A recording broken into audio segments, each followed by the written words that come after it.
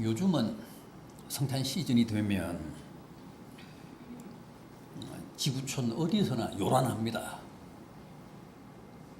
나라마다 도시마다 대형 크리스마스 트리가 세워지고 백화점마다 가게들마다 화려한 네온 장식에 흥겨운 캐롤이 넘칩니다. 오히려 세상 사람들, 장사하는 사람들이 더 극성이고 더 대목입니다. 그런데 잘 아시다시피 2000년 전 첫 성탄 때는 그렇지 않았습니다. 너무도 쓸쓸했고 적막했고 초라했습니다. 그야말로 요한복음 1장 10절 말씀 그대로였습니다. 세상이 그로 말미암아 지은 바 되었으되 그를 알지 못하였고 그가 자기 땅에 오매 자기 백성이 그를 영접하지 아니하였더라. 다 무심했고 누구도 반기지 않았고 적대까지 했습니다. 왜 그랬을까요? 어떤 사람들이 그랬을까요?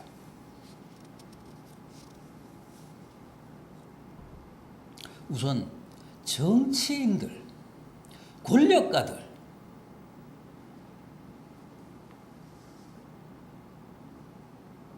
그들이 주님의 성탄을 반기지 않았습니다. 헤롯 보십시오. 오늘 제가 소개해드린 본문 1절, 2절을 보십시오. 헤롯 왕 때에 예수께서 유대 베들레헴에서 나심에 동방으로부터 박사들이 예루살렘에 이르러 말하되 유대인의 왕으로 나신 이가 어디 계시냐? 우리가 동방에서 그의 별을 보고 그에게 경배하러 왔다. 헤롯은 주님 성탄 때 유대 왕이었습니다. 그런데 어느 날 동방으로부터 왔다는 박사들이 찾아와서 유대인의 왕으로 나신 이가 어디 계시냐 하고 묻자 기절초풍을 했습니다. 자기가 왕인데 또 왕이 났다니까. 자기가 지금 유대 왕인데 유대 왕이 다시 태어났다고 하니까 얼마나 놀랐겠습니까?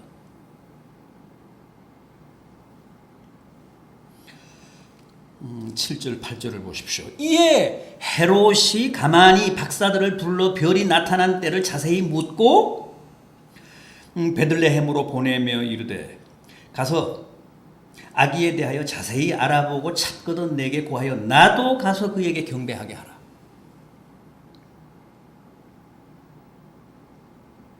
가만히 불렀다. 자세히 물었다. 가서 자세히 알아보라.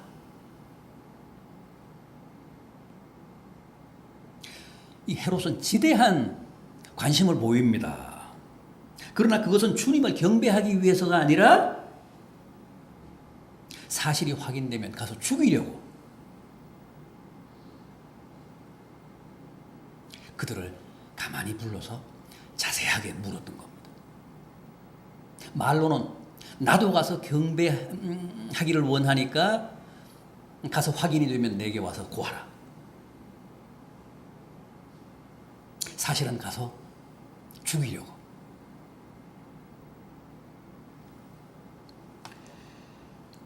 오늘 우리가 12절까지 봤습니다만은 16절을 보십시오. 16절 하반절. 박사들에게 자세히 알아본 그때를 기준하여 2살부터 그 아래로 다 죽였다.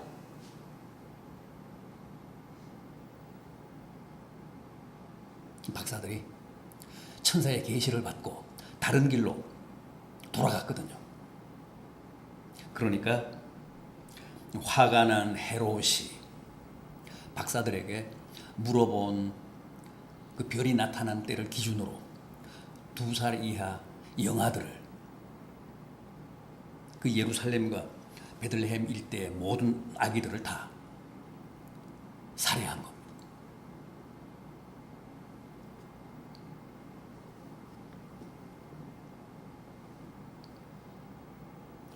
헤롯은 이렇게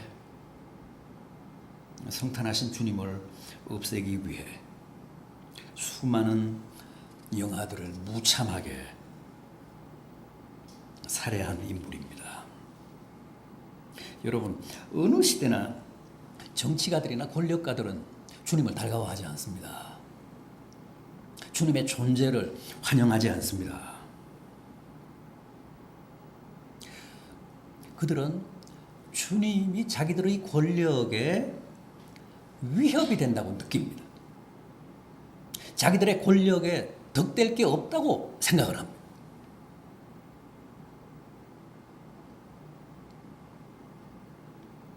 그래서 일단 경계하고 적대하지 절대 경배하지 않습니다. 보십시오. 첫 성탄 때도 이렇게 주님을 해치려고 했는데 마지막에도 결국은 유대왕과 로마 황제라는 권력의 이름으로 주님을 십자가에 못 박잖아요.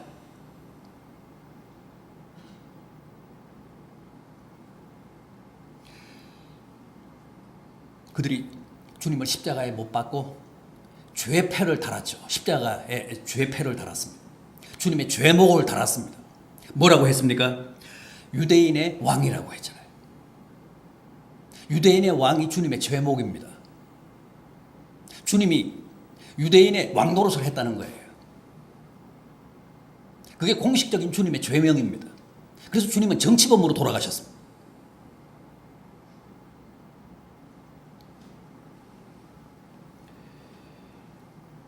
그 얘기는 당시 정치 권력이 끝까지 주님을 자기들의 권력을 위협하는 적대자로 봤다는 뜻입니다.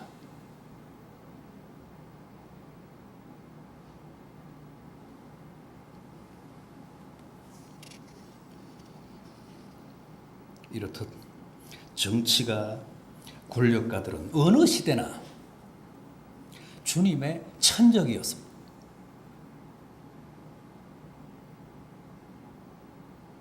말로는 나도 가서 그에게 경배하겠다고 했지만 언제나 그 속내는 그게 아닙니다. 죽이려고 합니다. 주님을 해치려고 합니다.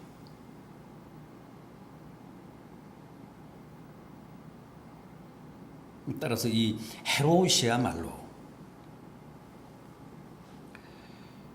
모든 시대의 정치가 권력가들의 상징입니다. 모든 시대의 권력가들, 정치가들을 대표하는 인물입니다.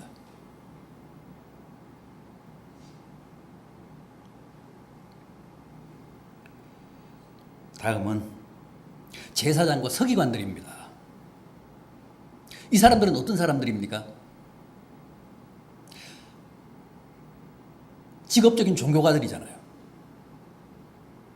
주님이 성탄하신다 그러면 가장 쌍수를 들어야 할 사람들입니다. 가장 앞장서서 환영하고 반겨야 될 사람들이잖아요. 그런데 어떻게 반응했습니까? 오늘 본문 4절 이하를 보십시오. 왕이 모든 대제사장과 백성의 서기관들을 모아 그리스도가 어디서 나겠느냐 물으니 이르되 유대 베들레헴이 오니 이는 선지자로 이렇게 기록된 바 또 유대 땅 베들레헴아 너는 유대 고을 중에서 가장 작지 아니하도다 내게서 한 다스리는 자가 나와서 내 백성 이스라엘의 목자가 되리라.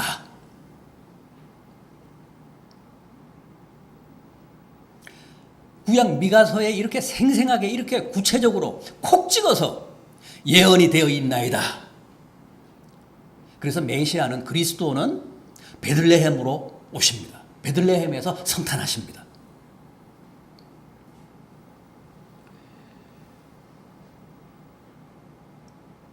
그들은 고민하지 않고 머뭇거리지 않고 그렇게 정답을 말합니다.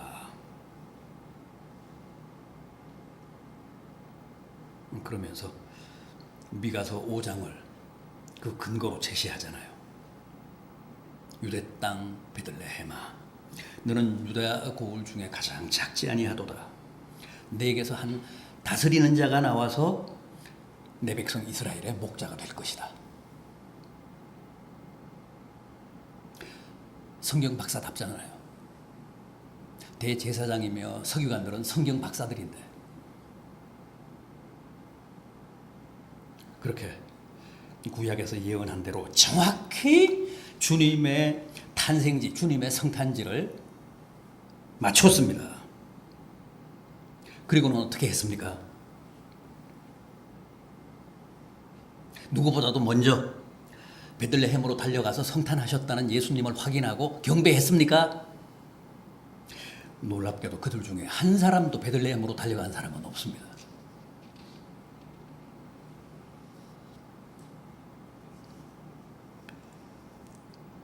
무슨 얘기죠?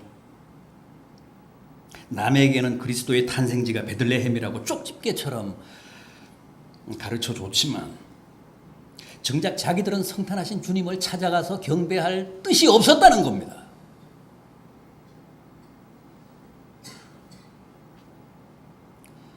그만큼 철저한 외식자들이고 위선자들이었습니다. 여러분, 이게 바로 직업적인 종교인들의 모순이고 한계입니다. 타성에 젖고 종교적인 기득권에 안주해 살다가 보면 결국은 이렇게 자기도 모르게 주님의 성탄에 무심해지거나 오히려 주님을 적대하는 세력으로 전락하기가 쉽다는 거예요.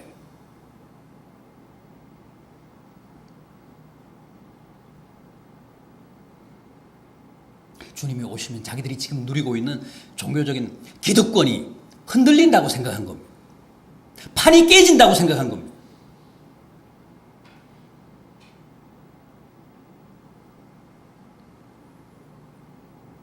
아무리 저명한 종교 지도자면 뭐합니까? 아무리 성경에 박식하면 뭐합니까? 교만하고 완고해서 오히려 주님을 배척하고 성탄을 거부하는 세력이 되고 말았지 않습니까? 성탄뿐 아닙니다. 사실 이 사람들이 가장 집요하게 그리고 끝까지 주님을 반대한 세력 아니었습니까? 권력이 주님을 고발하고 백성들을 선동해서 주님을 성토하게 하고 외세인 빌라도를 압박해서 기어이 주님을 십자가에 못 박게 하지 않았습니까?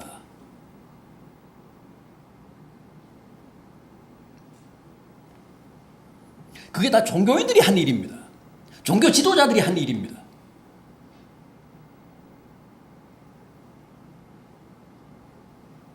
사실은 빌라도는 예수님을 풀어주려고 했잖아요. 그런데 끝까지 반대하며 기어이 주님을 십자가에 못 박게 한 사람들이 종교가들입니다. 대제사장, 서기관.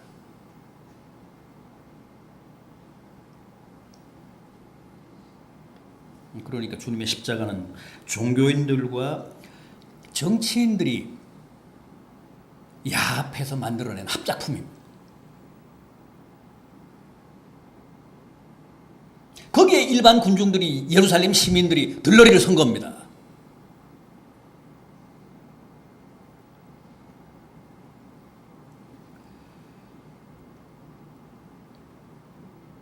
주님의 첫 성탄은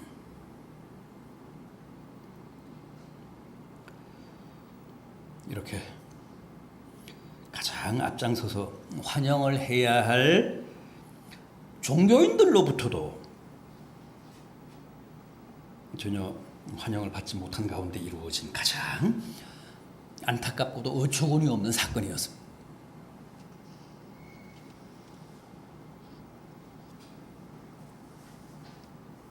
다음은 여관집 사장입니다. 여관집 주인입니다.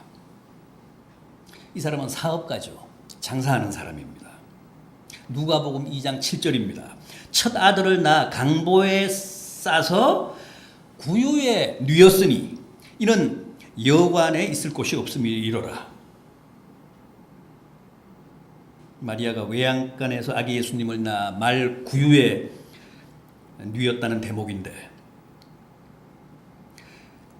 그렇게 할 수밖에 없었던 이유가 뭐라고요? 여관에 있을 곳이 없었기 때문이라고 합니다. 그 말은 방이 다 찼다는 뜻이라기보다는 방값이 너무 비쌌거나 웃돈을 얹어주지 않았기 때문에 방을 구할 수 없었다는 뜻일 겁니다. 관광지나 피서지는 시즌 때 항상 바가지 요금이 문제가 되잖아요. 생각해 보십시오. 힘 있는 권력가가 와서 방을 달라고 하는데도 없다며 안 내줬겠습니까? 돈 많은 사람들이 와서 두둑이 웃돈을 얹어주는데도 방이 없다고 했겠습니까? 결국 여관집 주인은 돈벌이에 급급해서 자기 집까지 찾아오신 주님을 그렇게 내쫓고 만 겁니다. 문전 박대해서 홀대해서 외양간으로 내몬 겁니다. 이 여관 주인은 모든 시대에 사업하는 사람들, 장사하는 사람들을 대표합니다. 요즘도 마찬가지잖아요. 너무 돈벌이에만 연연하고 자기 이익에만 몰두하면 결국 찾아오신 주님도 내쫓고 맙니다. 사실 첫 성탄 때 가장 주님 가까이 있었던 사람이 바로 이 여관집 주인이었습니다. 그런데도 그는 결국 주님을 영접하지 못했습니다. 영접은커녕 찾아오신 주님을 마국간으로 구유로 내쫓고 말았습니다. 왜 그랬을까요? 돈벌이에 눈이 멀었기 때문입니다. 그 모텔 사장님들 알고서야 그랬겠습니까? 밤낮 사업에 몰두해서 사업에 빠져 살다가 보니까 자기도 모르는 사이에 그렇게 눈이 멀어서 성탄하신 주님께 방 한 칸도 내드리지 못하는 야박한 인생이 되고 말았던 겁니다. 이것은 지금도 장사하는 사람들, 사업가들이 꼭 염두에 둬야 할 얘기입니다.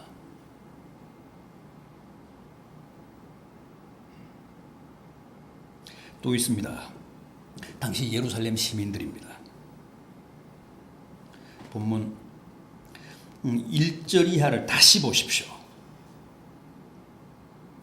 헤롯 왕 때에 예수께서 유대 베들레헴에서 나심에 동방으로부터 박사들이 예루살렘에 이르러 말하되 유대인의 왕으로 나신 이가 어디 계시냐? 우리가 동방에서 그의 별을 보고 그에게 경배하러 왔노라 하니 헤롯 왕과 온 예루살렘이 듣고 소동한지라. 온 예루살렘이 소동했다고 합니다.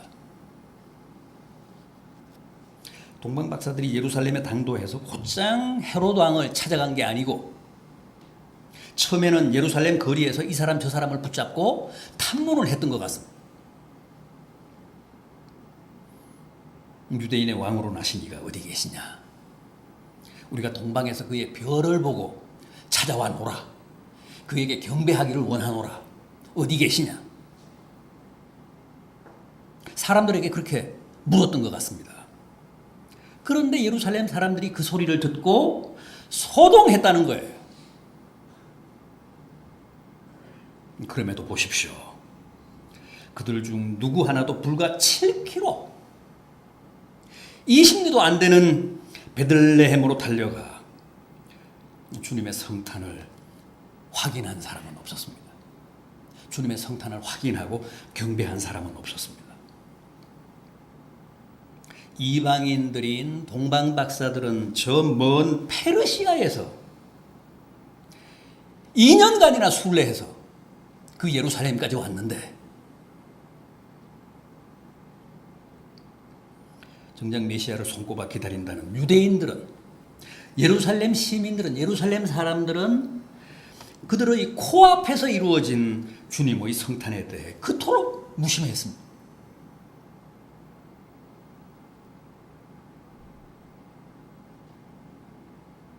16절을 보십시오. 헤롯이 박사들에게 자세히 물어본 그때를 기준으로 하여 2살부터 그 아래로 다 죽였다고 하지 않습니까? 동방 박사들이 동방에서 처음 별을 발견한 때가 2년 전이었다는 겁니다. 2살 이하를 다 죽였다는 뜻이 바로 그겁니다. 천수백 킬로를 순례해서 2년간 온 겁니다.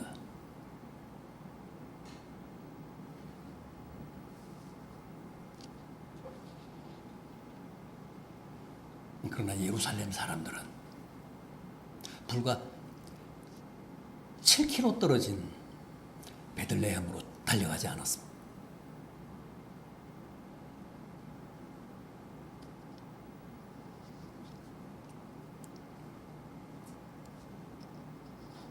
당시 예루살렘 사람들은 그야말로 맹목적인 대중이었습니다. 맹목적인 다수였습니다. 소동은 벌였지만 개념은 없었습니다.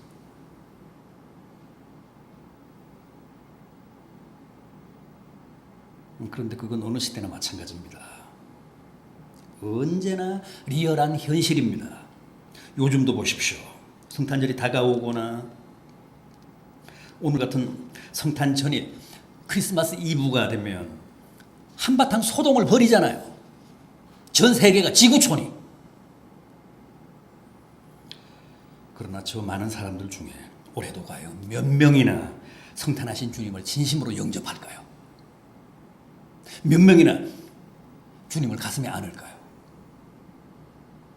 예나 지금이나 달라진 건 하나도 없습니다. 똑같습니다. 오늘 저녁 성탄 이브라고 지구촌이 들먹들먹 할 거 아닙니까? 그러나 그건 다 주님과는 전혀 상관이 없습니다.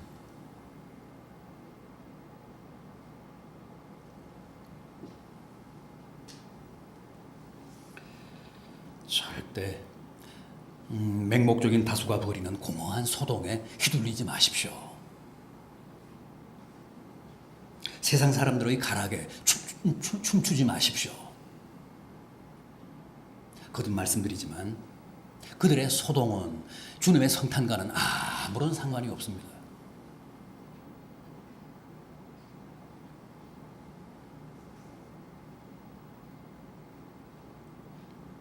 자, 보십시오.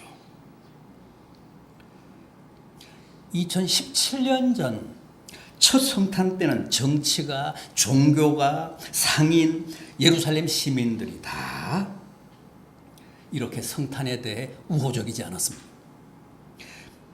무관심하거나 차라리 적대적이었습니다.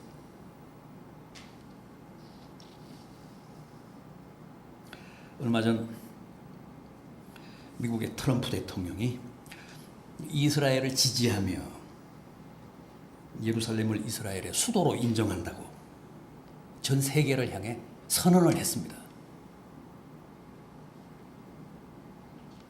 역사적으로 보나 성서적으로 보나 그게 옳다는 거, 그게 맞다는 거예요. 그러자 지난 목요일이죠. 21일 유엔 총회는 예루살렘이 이스라엘의 수도라는 주장을 거부한다며 압도적인 다수의 지지로 결의를 했습니다. 그 인정할 수 없다는 거죠. 예루살렘이 이스라엘의 수도라는 사실을. 지금 이스라엘의 수도는 예루살렘이 아닙니다. 많은 분들이 예루살렘으로 알고 계시는데 그렇지 않고 텔아비브입니다. 텔아비브는 예루살렘에서 북서쪽으로, 지중해 쪽으로 약 60km 정도 떨어진 도시입니다. 이스라엘의 제2의 도시 텔아비브. 거기가 행정 수도입니다. 법적인 수도입니다. 예루살렘이 아닙니다. 중동 쪽에서 적극적으로 반대하니까. 예루살렘은 이스라엘의 제2대 왕인 다윗이 시온산 위에 건설한 도시 아닙니까? 전통적으로 이스라엘의 수도였습니다. 그런데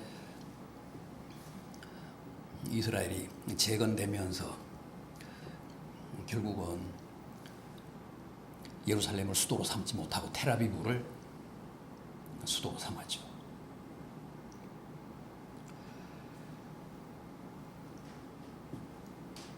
예루살렘 근교, 예루살렘에서 불과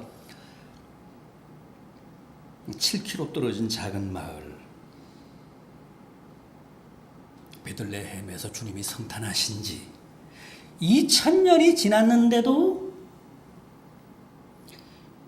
예루살렘은 여전히 전 세계의 정치 세력들, 또 유대교, 기독교, 이슬람이라는 종교인들과 각각 그들을 지지하는 다수 국민들, 대중들로 인해 오히려 옛날보다 사정이 더 복잡해졌고 더 어렵게 꼬여가고 있습니다. 평화의 왕으로 오신 주님의 성탄 현장이 올해는 더 날카로운 대립과 반목의 각출장이 되고 말았습니다. 평화의 왕이신 주님의 성제가 오히려 각 민족과 종교와 지구촌 모든 정치 세력 간의 첨예한 대립의 장, 불화의 장이 되고 말았습니다. 참 아이러니한 역설입니다. 주님은 평화의 왕으로 오셨는데 그 평화의 왕으로 오신 현장이 이 지구촌에서 가장 첨예한 불화의 장이 됐습니다.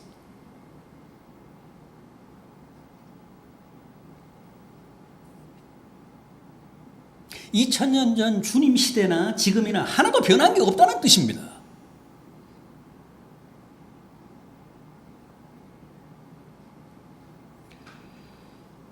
여러분, 이런 혼란한 와중에도 우리들만큼은 정신을 차립시다. 더욱 자신을 비우고 더 겸허하게 자신을 내려놓으며 주님 맞을 채비를 합시다. 그래서 올해도 성탄의 기쁨과 보람과 따뜻한 은혜가 여러분의 심령마다, 여러분의 가정마다 충만하시기를 진심으로 기원합니다. 기도하시겠습니다.